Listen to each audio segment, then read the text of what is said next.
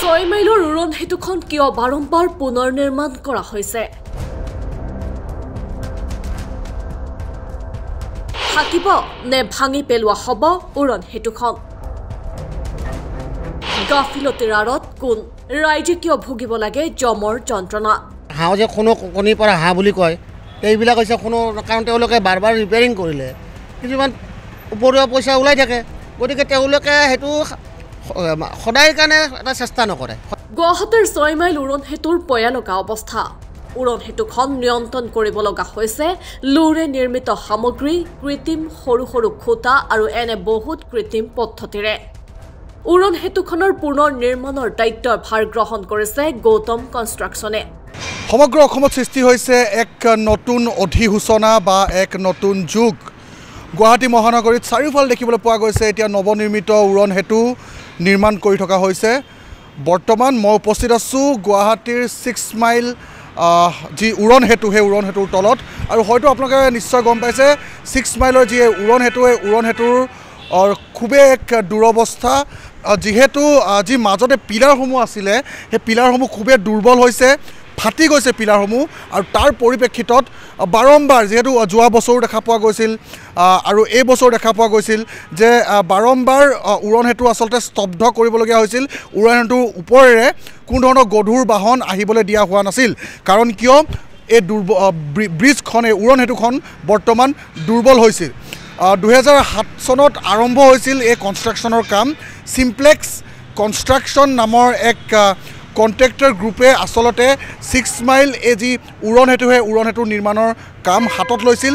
কিন্তু অতিকে দুখ লগা বিষয় যে 15 বছৰ নৌহওঁতে আচলতে এই যি উৰণ সেতু, সেই উৰণ সেতুৰ মাজত কিন্তু এতিয়া ফাট মেলা পৰিলক্ষিত হৈছে। আৰু বৰ্তমান এই উৰণ সেতুটো কিছুদিনৰ পূৰ্বে উৰণ সেতুৰ ওপৰেদি আচলতে গধুৰ বাহন আৰু তাৰ লগতে বিভিন্ন ধৰণৰ বাহন আচলতে অহা যোৱা কৰিব দিয়া হোৱা নাছিল, যিহেতু ব্ৰিজখন খুবেই দুৰ্বল হৈছে। আৰু তাৰ পাছতে গৌতম কনষ্ট্ৰাকশ্যন নামৰ এক কণ্ট্ৰেক্টৰক আচলতে এই ব্ৰিজখন বৰ্তমান যেনে তেনে হ'লেও বেলেঞ্চ কৰি ৰাখিবলৈ তেওঁলোকক কণ্ট্ৰেক্ট দিয়া হৈছে। আৰু বৰ্তমান তেখেতসকলে কিছু ধৰণৰ কাম কৰি আছে। আমি কেমেৰাত দেখুৱাম, এই দৃশ্যসমূহ কেমেৰাত দেখুৱাম আৰু আমি জানিম বিভিন্নজনৰ লোকৰ পৰা জানিম যে আচলতে তেওঁলোকে কেনেধৰণৰ কি সমস্যাৰ সন্মুখীন হৈছে। 15 বছৰ নৌহওঁতে আচলতে এয়া কেনেধৰণৰ দুৰ্নীতি আছিল নে কিবা গাফিলতি আছিল, আচলতে চিম্প্লেক্সৰ ফালৰ পৰা ক'ব নে চৰকাৰৰ ফালৰ পৰা ক'ব, সেয়া কিন্তু লক্ষণীয় হ'ব। 15 বছৰতে কিয় বাৰে বাৰে পুনৰ নিৰ্মাণ কৰি থাকিবলগীয়া হৈছে উৰণ সেতুখন? চিম্প্লেক্স কনষ্ট্ৰাকশ্যনৰ অধীনত উৰণ সেতুখন নিৰ্মাণ কৰা হৈছিল। আটকধুনীয়া উৰণ সেতুখনৰ খুঁটাত ফাট মেলিছিল আৰু তাৰ পাছতে বাৰে বাৰে উৰণ সেতুৰ ওপৰেৰে গধুৰ যান বাহন অহা যোৱা কৰাত নিষেধাজ্ঞা জাৰি কৰা হৈছিল, যাৰ ফলস্বৰূপে প্ৰতিবাৰেই সৃষ্টি হৈছিল বিশাল যান-জঁটৰ। এফালে জোৰদাৰ গতিত চলিছে ৰুক্মিণী নগৰৰ নতুন উৰণ সেতুৰ নিৰ্মাণ কাৰ্য। মাজে মাজে দিয়ে নিষেধাজ্ঞা আৰু মাজে মাজে উৰণ সেতুৰ ওপৰেদি যান বাহন চলাচলৰ অনুমতি প্ৰদান কৰে। অসম আমাৰ চৰকাৰত কিছুমান সোণৰ হাঁহ যে কোনো কণীৰ পৰা হাঁহ বুলি কয়, এইবিলাক হৈছে কোনো কাৰণ তেওঁলোকে বাৰ বাৰ ৰিপেয়াৰিং কৰিলে কিছুমান উপৰুৱা পইচা ওলাই থাকে, গতিকে তেওঁলোকে সেইটো সদায় কাৰণে এটা চেষ্টা নকৰে। সদায় এটা প্ৰব্লেমটো যদি এদিনতে শেষ হয় সেইটো চেষ্টা নকৰে, কাৰণ তেতিয়া কণী পাৰাটো বন্ধ হৈ যাব। গতিকে তেওঁলোকে যদি তেনেকুৱা ক'ব পাৰে যে মানে অসমত বহুত সমস্যা, যেনেকুৱা ধৰক আপুনি ভৰলু চাফা কৰাটো, সেইটো এটা সোণৰ কণী। অসমৰ গুৱাহাটীৰ বানপানী এটা সোণৰ কণী। গতিকে এতিয়া নতুনকৈ উদ্ভৱ হৈছে ফ্লাইঅভাৰবিলাক, এতিয়া সোণৰ কণী। গতিকে সেই সোণৰ কণী পাৰা হাঁহটো কিয় তেওঁলোকে বন্ধ কৰিব? গতিকে তেওঁলোকক কথা হ'লকৈ আৰু সোণৰ কণীৰ পাৰা হাঁহ আছে নেকি বিচাৰি আছে।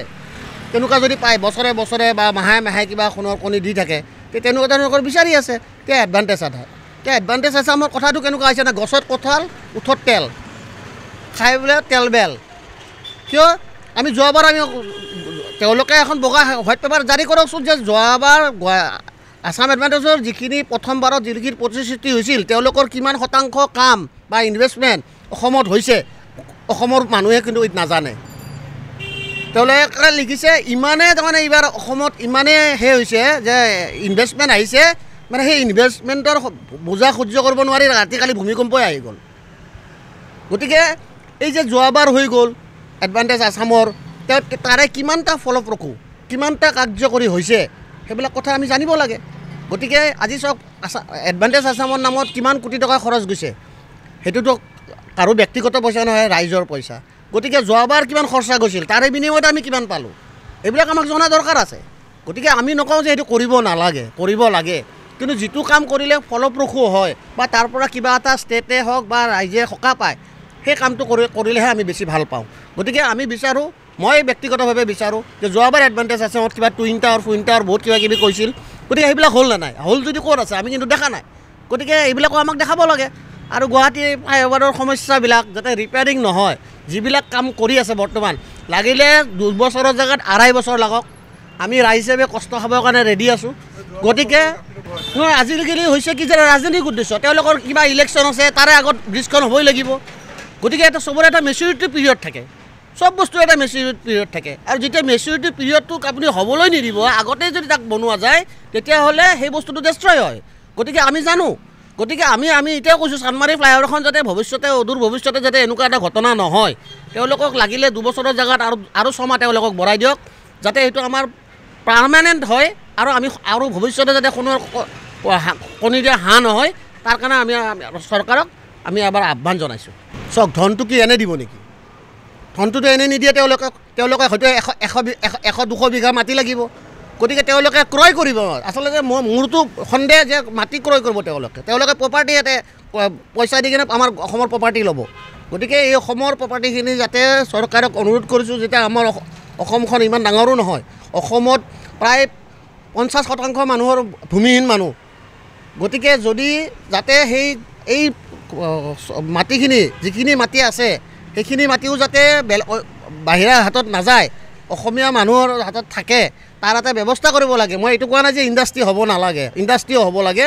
গতিকে চৰকাৰীভাৱে এটা ব্যৱস্থা কৰি যিখিনি ভূমিহীন মানুহ আছে অসমত, তেওঁলোককো দিয়া কৰিব লাগে, আৰু ইণ্ডাষ্ট্ৰি বা কিবাৰ কাৰণে যিখিনি আমাৰ দৰকাৰ সেইখিনিও কৰিব লাগে। আৰু সেইখিনি কৰিব যাওঁতে এটা কথা লক্ষ্য কৰিব লাগে, যাতে তাতে বসৱতী বা আমাৰ পলিউশ্যন বা আমাৰ যিখিনি সামাজিক ভাৰসাম্য, সেই সামাজিক ভাৰসাম্য যাতে অটুট থাকে, সেইখিনি কথা আৰম্ভণিৰ পৰা লক্ষ্য কৰিব লাগে। যেনেকুৱা দুনিয়াৰ বোলে গছ আছে, কাটি শেষ কৰি দিলে এনে অৱস্থা নোহোৱা হৈছে। গতিকে সেইখিনি ভাৰসাম্য যাতে তেওঁলোকে ৰক্ষা কৰি তেওঁলোকে চলে আৰু যাতে আমাকো জীয়াই থাকিব দিয়ে। কি হ'ব গুৱাহাটী মহানগৰীৰ 6 মাইল উৰণ সেতু? কিমান দিন থাকিব উৰণ সেতুখন? নে ভাঙি পেলাবলগীয়া হ'ব উৰণ সেতুখন? যদি ভাঙি পেলাবই লাগিব, তেন্তে বাৰম্বাৰ পুনৰ নিৰ্মাণ কৰি থকাটো ৰাইজৰ আগত চলাই থকা ভেকু ভাওনা নেকি? News desk, anytime India.